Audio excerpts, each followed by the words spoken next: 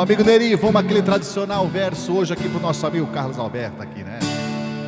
Com grande satisfação que recebemos nosso convidado, figura batalhadora, fez da vida o seu legado. Falo do Carlos Alberto, que está aqui com o estimado.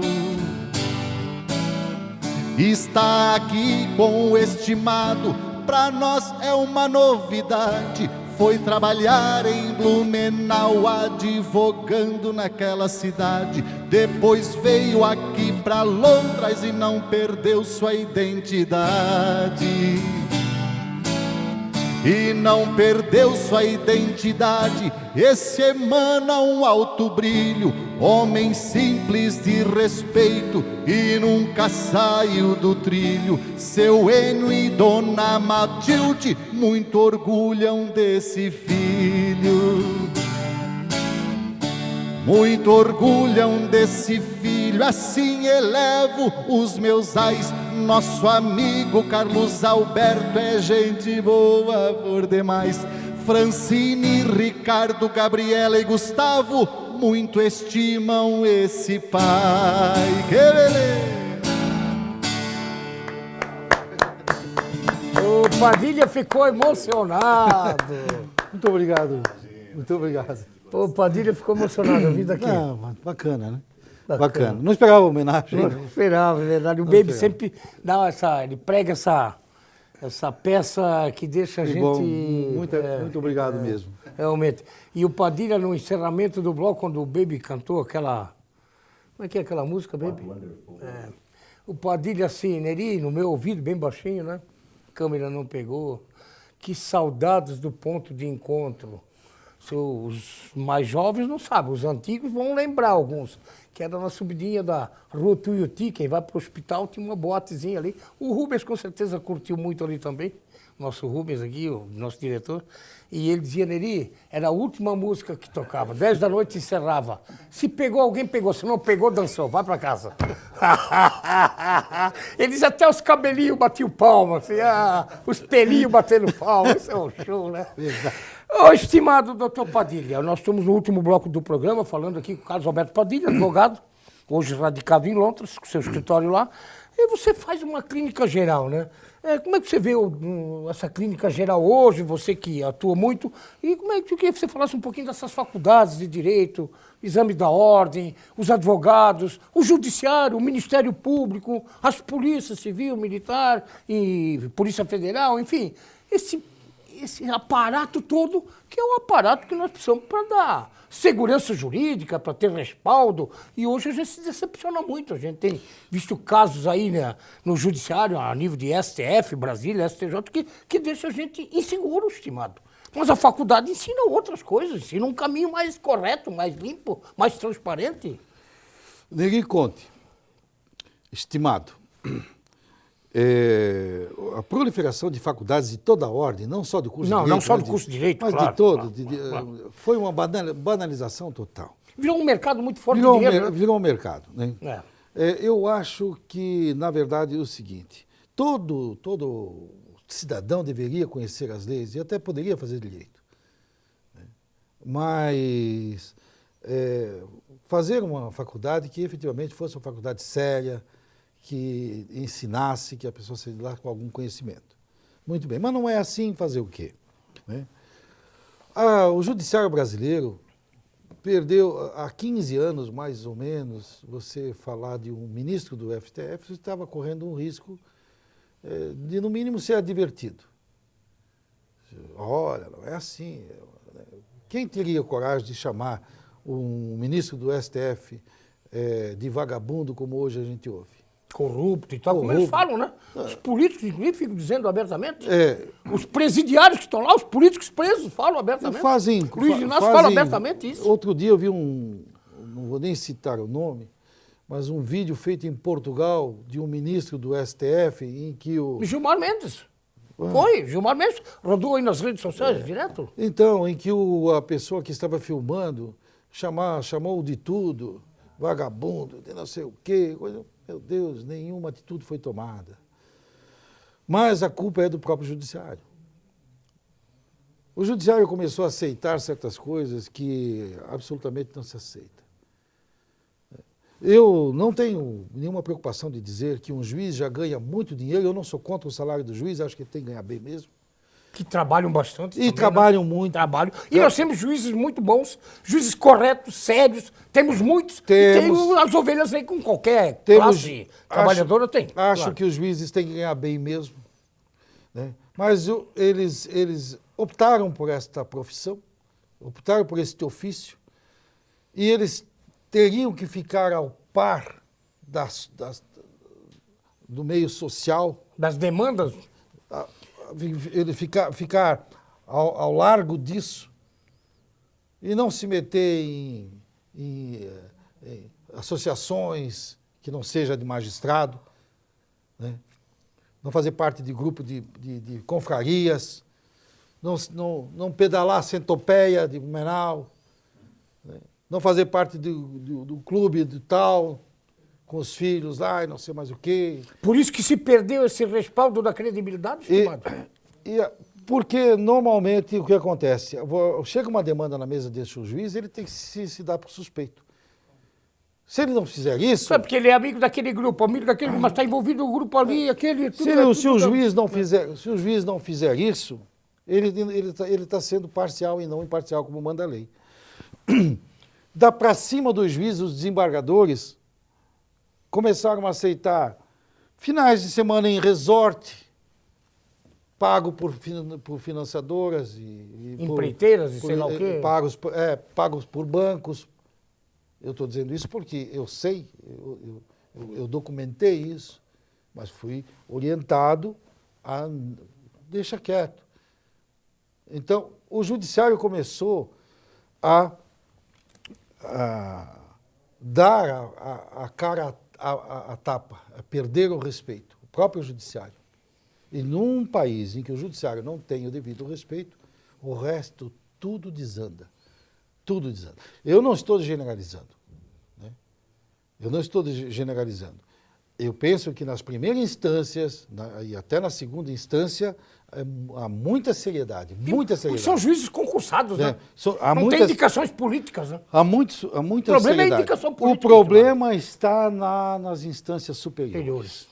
Começaram a legislar, quando deveriam interpretar leis, começaram a fazer leis, e isso é competência do Congresso Nacional. Do Congresso Nacional. Exato.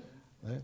E daí adiante, para falar do Judiciário de modo geral, essa é a opinião que eu tenho. Acho que aqui na primeira instância e na segunda instância vamos encontrar gente muito séria, gente muito empenhada no seu ofício. E que trabalham bastante mesmo. Mas para cima disso, nós não precisamos dizer nada, está aí. Está aí, a televisão mostra todo dia. Mostra todo dia. É ao vivo, está lá? Todo dia. Vendo. É Dias Toffoli, é Gilmar Mendes, é não sei mais quem. Né? É uma vergonha, na verdade é uma vergonha hoje. Você já teve algum problema com algum juiz? Você já foi processado ou processou? Você nunca teve um arranca-rabo? Não tive. Você tem uma boa convivência com... Eu não, nem isso também porque não. Eu sempre tive, nunca quis me aproximar de juiz. Doutor Junck, em Blumenau, uma certa feita, só para contar rapidinho aqui, eu entrei com uma medida cautelar para buscar um Chevette. Chevette? Isso, lá no começo e eu protocolei, subi no gabinete dele para dar aquele chamado embargo de orelha, embargo do ouvido, né? E ele me recebeu no gabinete dele, e eu disse, doutor, assim, contei a história dele. Ele disse, o senhor escreveu tudo isso na sua petição? Eu disse, claro. Então não precisava vir conversar comigo. E é verdade, está na petição, por que vai lá conversar com o juiz? Não? Depois daquilo, nunca mais eu fui conversar com o juiz. Porque se está na petição, a petição vai cair na mão do juiz. Eu escrevi. Ou do seu auxiliar direto. Eu escrevi, não, mas é bom conversar com o juiz. Se você tem que conversar com o juiz para que a tua demanda seja atendida... Isso não cheira bem, né? Isso não cheira bem. Não cheira bem. Por que você tem que ir lá? E o juiz não deve aceitar essa... Por que você tem que ir lá conversar com ele? Porque ele não vai interpretar aquilo que você escreveu. Se ele não entender, ele não vai te intimar para emendar aquilo. Para emendar, exatamente. Se eu não entendi isso, intima lá o autor, o requerente, lá para que me explique melhor isso. Né? Então, se eu tiver que conversar com o juiz, então assim, eu não tenho amizade com o juiz, né? Não tenho amizade... Tem o respeito, né? Não tenho amizade com o promotor. O Ministério Público é maleável? Como é que é a Tem convivência? um pessoal que chegou agora para o Ministério Público, uma gurizada nova, que são muito trabalhadores. São muito bons. Então, assim, no modo geral, no Ministério Público Catarinense, essa gurizada nova que estão aí, são muito bons. Alguns são um pouco mimados, mas é próprio da geração deles. Da geração. Alguns não podem ser contrariados, eles não ficam meio... Não, Fica o processo. Não, é bem processo. Se forem contrariados, né, eles trabalham muito mal com o contraditório, que é exatamente a função do advogado, né? Então, mas a gente tem que admitir que o Ministério Público é muito trabalhador. Esse pessoal novo que está chegando aí é muito trabalhador. Isso a gente vê muito nessa Operação Lava Jato. O Ministério Público Federal, o que tem dado demonstração de trabalho, em cima, Não, e quer acabar com a Lava Jato, porque, claro, a maioria desse político é tudo pau de galinheiro. Aqui na nossa tudo com o rabo comarca, preso. Neri, se você observar as últimas notícias envolvendo o Ministério Público, é de trabalho, de investigação, é de pesquisa, de atuação em favor da sociedade. O Ministério Público está ali para fazer justiça. Então, o Ministério Público da nossa comarca, assim, trazendo a coisa mais para o nosso âmbito aqui, você observa como são trabalhadores. Né? Eu estou dizendo que alguns, às vezes, não se sentem muito bem com o contraditório, mas é próprio da própria geração. A geração que foram criados. Com menos sacrifício, indo para a escola dentro do automóvelzinho do pai, coisa e tal. É o mimo, é o mimo. Eu atribuo a isso. Mas a gente sabe ver com isso. Mas a gente sabe que tem ótimos profissionais mesmo. Aliás, Santa Catarina tem um pouco diferenciado. Não é que também não tem lá suas lambanças no judiciário, enfim. Enfim, todas as categorias tem. Mas eu acho que ainda é um bom exemplo Santa Catarina. Eu ainda acho que é um bom exemplo.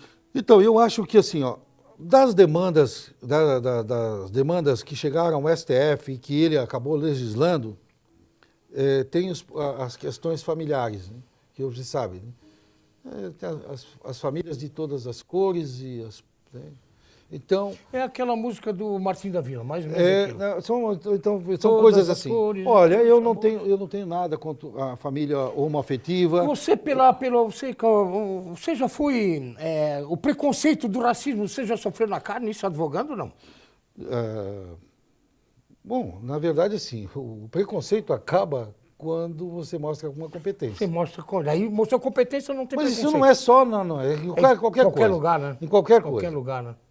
Qualquer lugar. Então, o preconceito, na verdade, é pré-questionar alguma coisa, preconceito de alguma coisa, ter um conceito prévio de alguma coisa.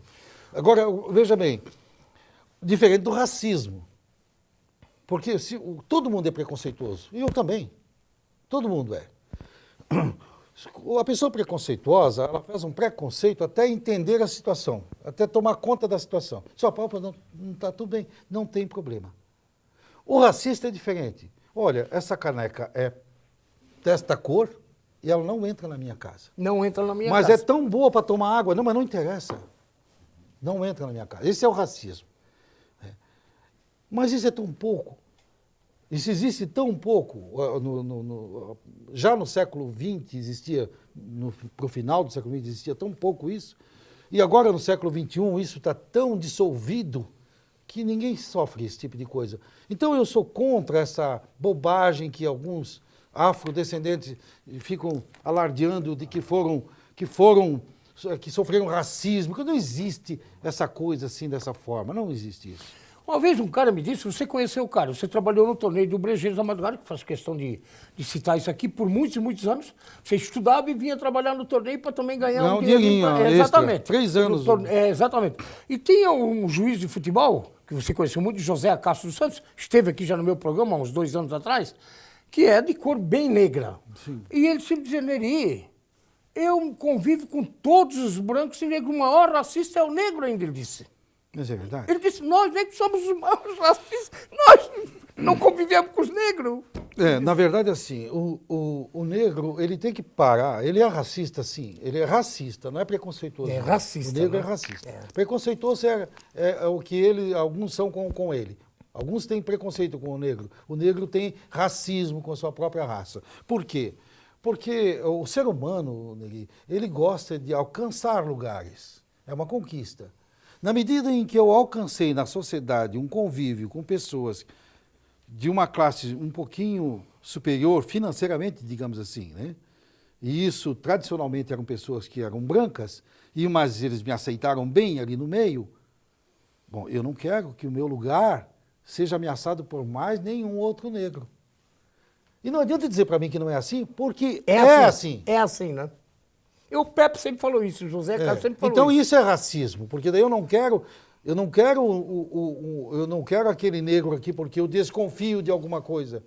Eu não quero ele aqui porque ele é negro. É verdade, bem isso mesmo. Então, bem quando alguém chega no meu escritório e me olha de cima e embaixo e começa a conversar comigo, né, pode ser que ele foi embora sem me dizer, olha, eu não te contratei por causa da tua cor. Da tua cor, né? Mas quando ele me contratou, a minha cor não fez mais diferença nenhuma. É verdade, é verdade. Então eu vou saber e vou sair chorando.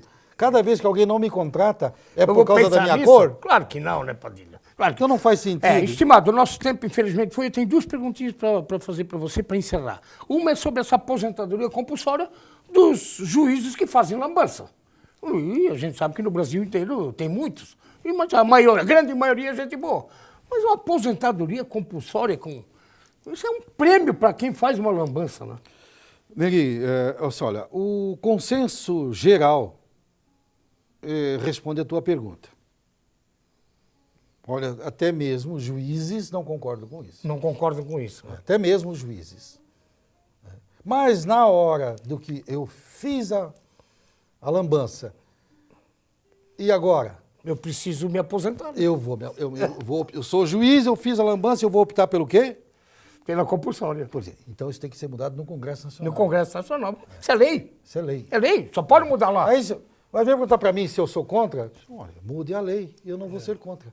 E agora mesmo, né, o próprio Supremo Tribunal Federal, se deram um aumento lá de, não sei, 14%, 15%, que é outro, é uma coisa que não dá para engolir, né, estimado? Na crise que a gente vive atualmente, não dá, não.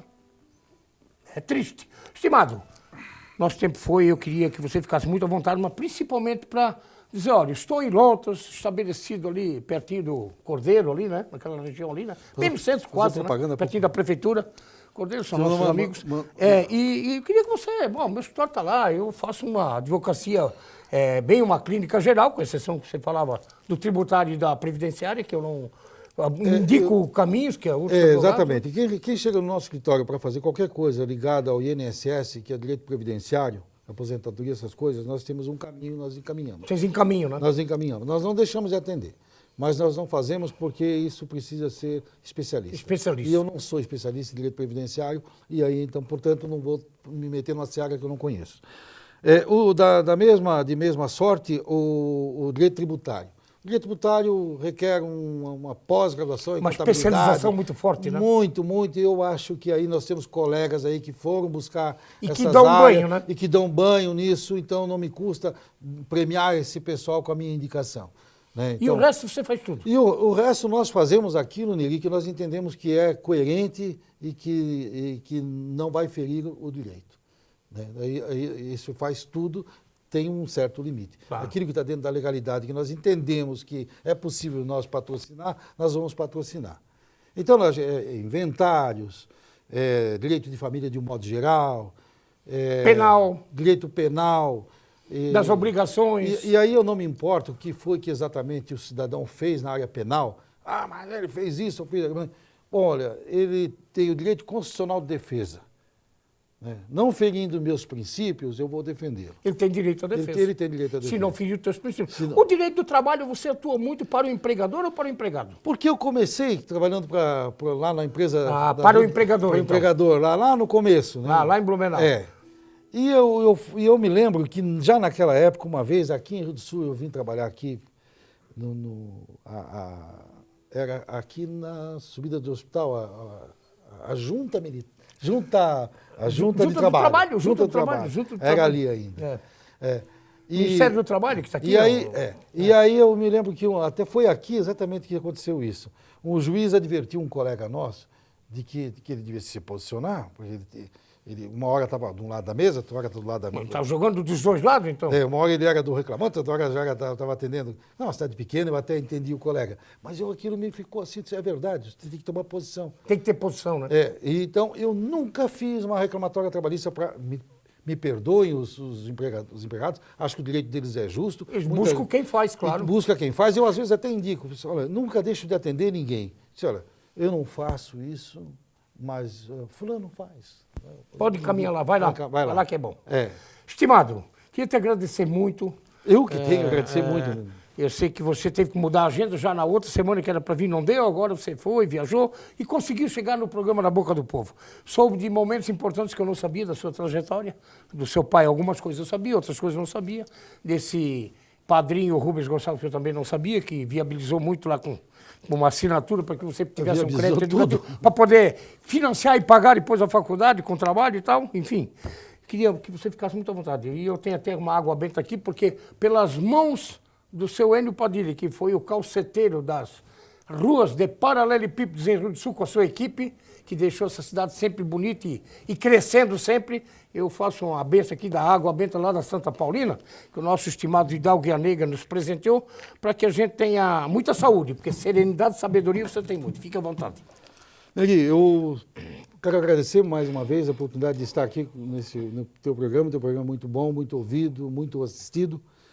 E agradecer também a RBA, na figura do Rubens, que eu sei que é uma pessoa, é um empreendedor. Ele é a esposa que administra isso aqui, ele é Elisiane Anani.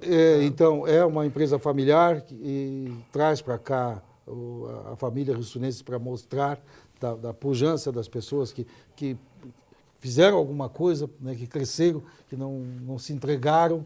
Né? Então, agradecer isso, né? Agradecer ao Baby pela homenagem, né, e também a tua equipe de retaguarda. Enfim, e te agradecer muitíssimo pela oportunidade de me mostrar nessa vitrine. Tá bom, estimado. Que Deus te proteja. Baby, é contigo, estimado. Eu quero pra você um mais forte abraço, um olhar carinhoso, um aperto de mão, o cantar do sabiá na mais linda melodia, um sorriso franco que inspira a canção. Eu quero pra você os mais lindos sonhos, a paz da quietude explorando o silêncio, as boas conversas e os bons companheiros, compartilhar a vida sem dor ou lamento. Eu quero pra você o lado bom desse mundo, o calor de um abraço levando a esperança, o conforto certo em dias penosos, o conselho certo que tens na lembrança.